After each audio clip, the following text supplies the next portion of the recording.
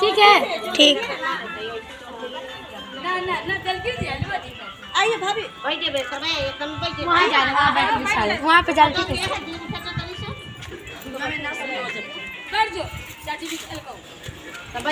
पंखा के पूजा कर लेला बड़ भगवान के खंगाल देला देख देला अपन अपन दूल्हा के ना पहले करला है ना बीर देला दूल्हा वाला तुम्हार वीडियो बना लीजिएगा सब में कट ठीक ना ऐसे सेट कर दीजिएगा चलो हो गया आओ ले तो यहाँ पैसा चलिए बैठ ले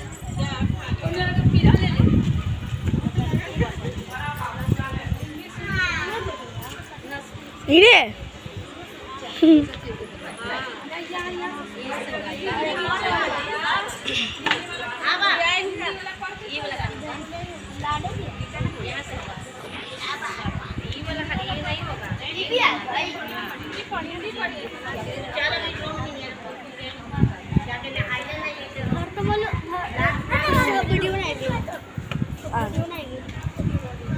लड्डू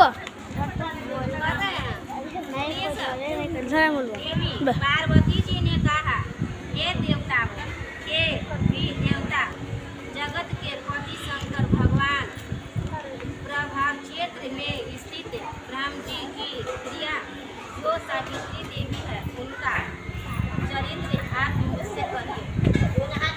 इसमें उनके व्रत का महत्व और उनके संबंध का इतिहास एवं जो स्त्रियों के पतिव्रत देने वाला सौभाग्यदायक और महान हृदय का करने वाला हो।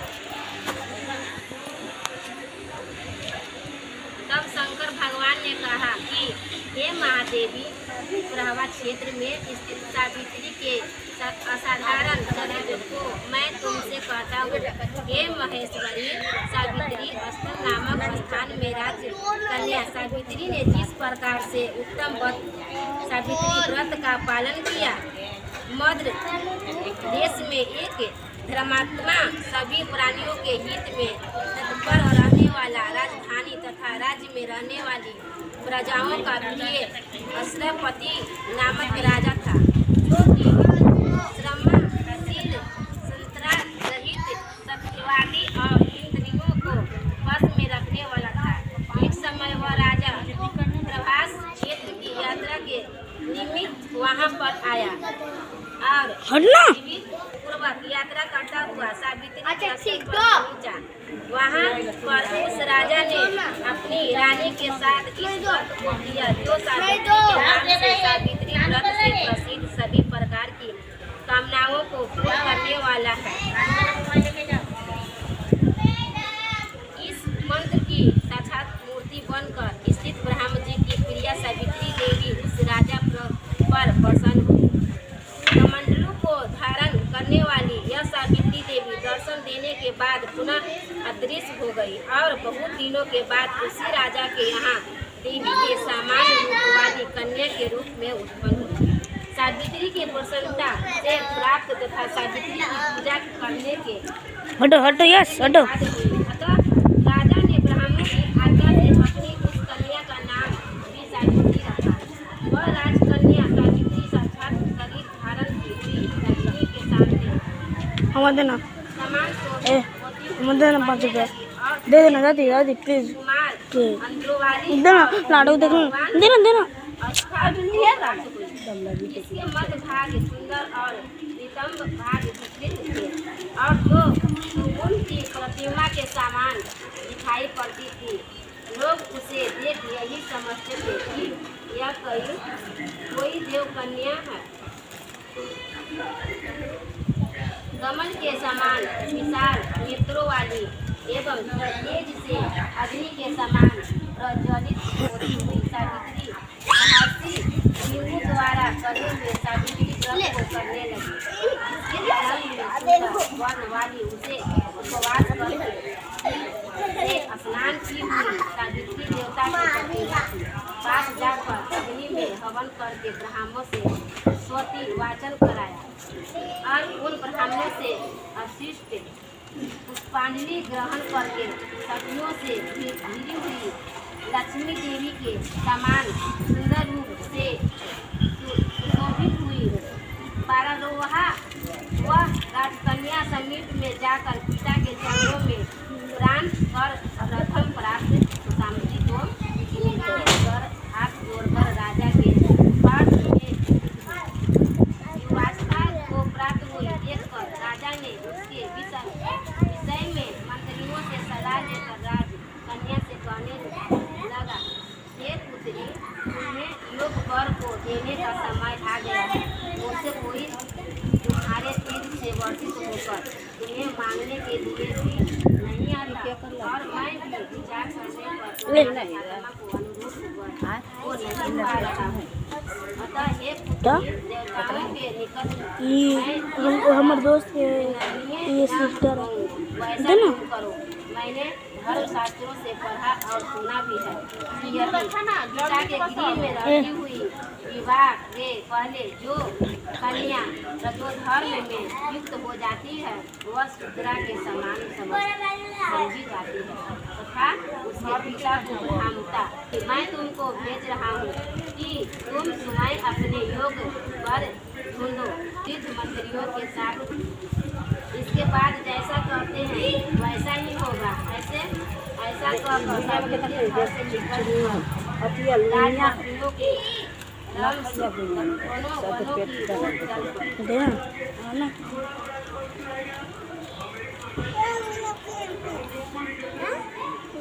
और वहाँ पहुँचकर माननीय जनों को प्रणाम कर सभी तीर्थों और आश्रमों में जाकर पुनः मंत्रियों के साथ सावित्री अपने गृह पर आ गए और वहाँ पर पिताजी के समक्ष पवित्र देवर्षि नारद को बैठे हुए देखा। आसन पर बैठे हुए नारद जी को प्रणाम कर मुस्कुराते हुए जिस कार्य के लिए वन में गई थी सारी कथाएं उनसे कहने लगी। सावित्री बोली, हे देवर्षि नारद जी, साल देश में धरात्मा से नाम से विख्यात एक क्षत्रिय राजा है जो 23 वर्ष अंधेर हो गए हैं।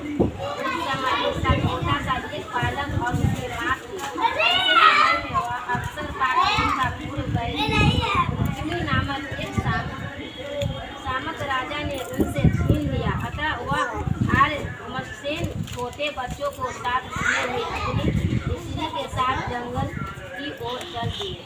उनका वह पुत्र वन में ही बड़ा होकर परम धार्मिक और सत्य बोलने वाला है। अतः अपने अंधेरे पति समझकर मैंने उसे मन से वरण कर लिया है। यह सुनकर नारद जी ने कहा, हे राजन, सावित्री ने यह बड़ा कष्टप्रद कर डाला। काल वृद्धि होने से उनसे केवल उन्मान समझकर सत्यवान को वरण कर लिया है। उसका पिता सत्य बोला है, माता सत्य बोलती है और वह स्वयं भी सत्य बोलता है। उससे उनका नाम मुनियों ने सत्यवान रखा। उसको अस्त्र घोड़े प्रिय है और वह मिट्टी के घोड़े बनाया करता है तथा में घोड़ों को दिखता रहता है। उससे उसे भी कहते हैं। सत्यवान दान और गुण में दंती देवी जिसके समान ब्राह्मणों की रक्षा करने वाला और सत्यवादी तथा हौसनर शिवी के समान के समान उदार चंद्रा के समान देखने में प्रिय लगने वाला रूप में अश्विनी कुमार के और उमकसेन के समान है। किंतु उसमें केवल यही एक दोष है, दूसरा कोई नहीं कि सत्यवान आज से 1 वर्ष पर श्री नानू को उपदान तैयार कर देगा। इस प्रकार नारद की बात कन्या सावित्री ने राजा से कहा, राजा लोग किसी से एक बार कोई बात कहते हैं, ब्राह्मण एक ही बार कहते हैं और एक ही बार कन्या दी जाती है। ये तीनों कार्य एक ही बार किए जाते हैं, बारंबार नहीं। वो अथवा अल्पायु